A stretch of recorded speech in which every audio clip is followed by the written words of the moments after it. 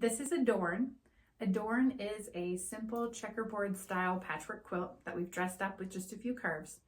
Adorn can be made with yardage or scraps, but if you've been to the blog, then you know that it was designed to work with pre-cuts.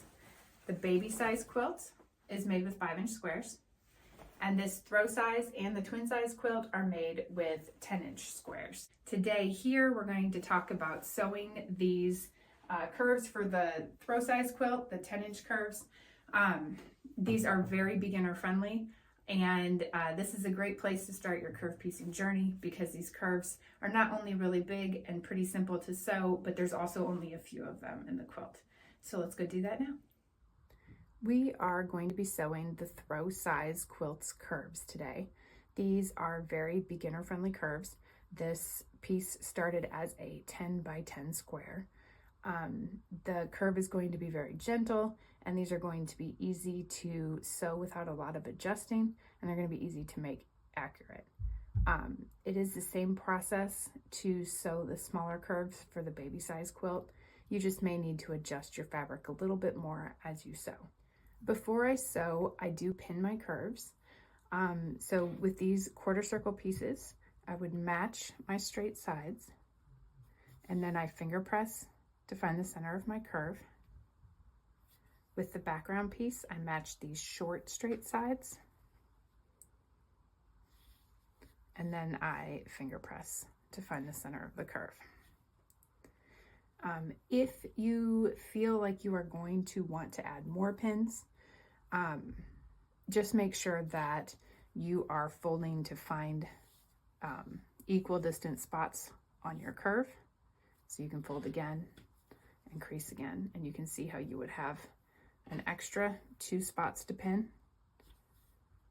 So for this one, again, take your center point back to the short straight side and finger press to find 2 more spots.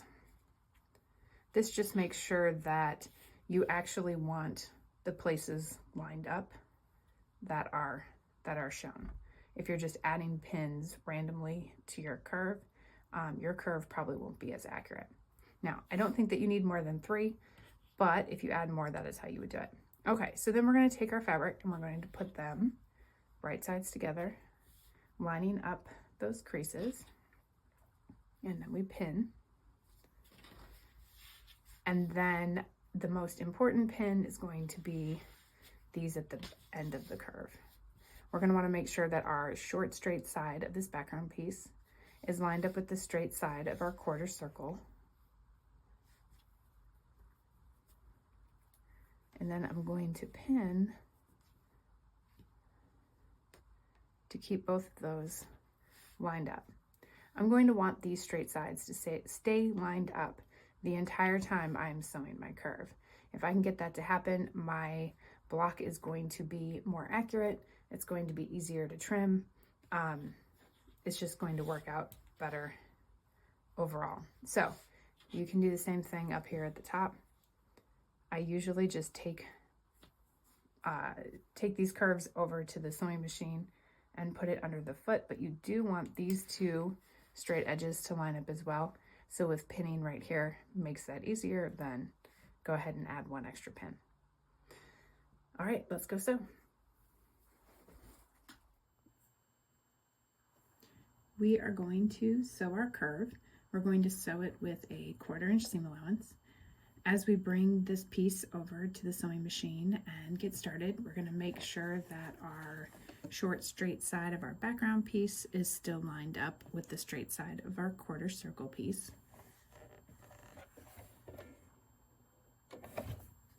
We're going to get the curve underneath the foot.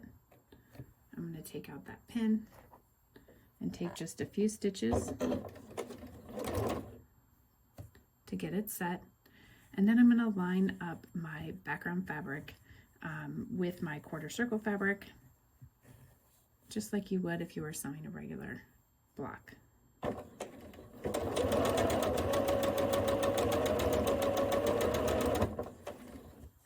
Because this curve is such a large size, there's not going to be much adjusting that you have to do, but there will be some extra fabric over here.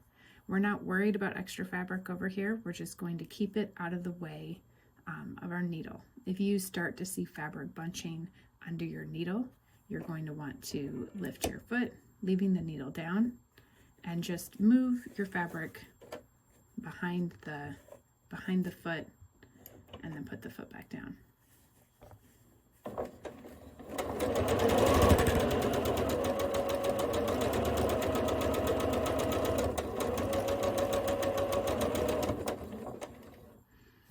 Okay, so here we've gotten to that center pin. We know that these two places on our curves are supposed to match, and they do. So we can take out our pin and then line up the fabric for the back half of the curve.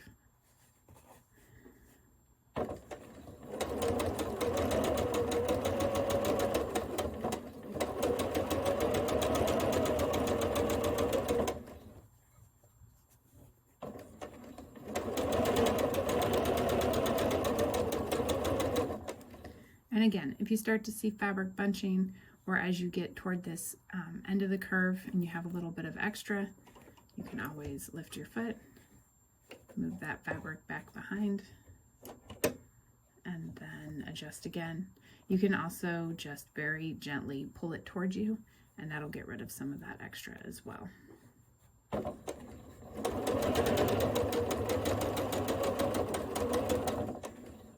And as we come to the end of the curve, we just want to make sure that these two straight edges, the one on our background piece and our quarter circle, are lined up. I leave this pin in as long as I can.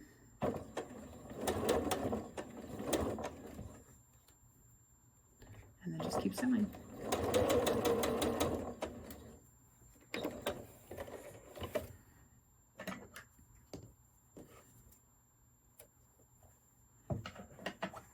And there it is.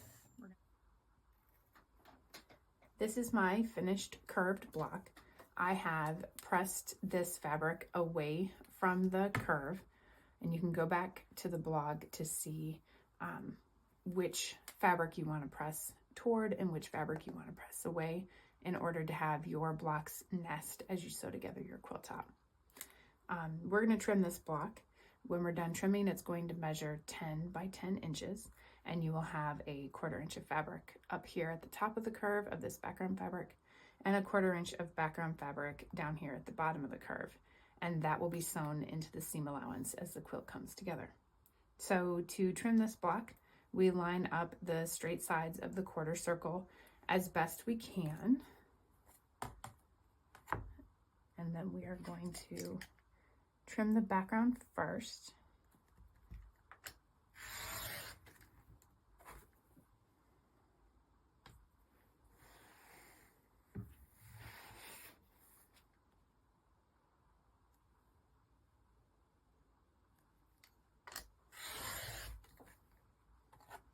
And then, if necessary, you can come back and trim the insides of your block.